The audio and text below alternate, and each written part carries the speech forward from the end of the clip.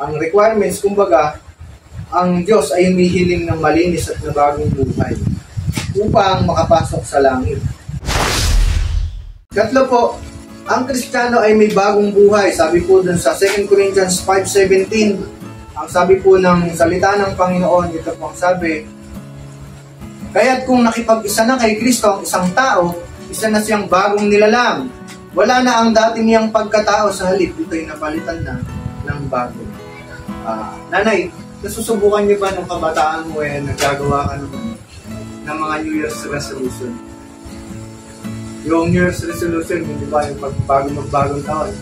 Sa bagong taon, pagpasok ng taon na 2024, hindi na ako maggaganito, maggaganyan. Naalala niyo po ba yan? Kung meron kayong karanasan nga, sa inyo po, meron kayo ba kayong karanasan nga?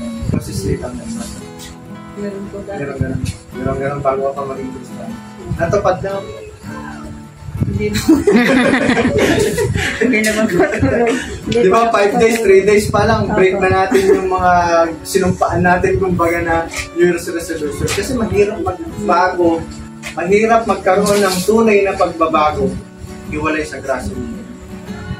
Tanging Panginoong Jesucristo lamang po ang magkakaroon tayo ng tunay na pagbabago. Kasi sabi ng salita ng Panginoon, kung sino daw po yung nakipag-isa na kay Kristo, isa na siyang bagong nilalang. Kaya nga nanay, ako din po, bago din ako maging Kristiyano, may bisyo din po.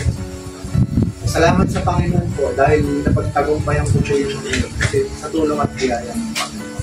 Hindi sa aking sariling kalakasan. Kaya sabi po, ang pamumuhay Kristiyano ay isang buhay na bago.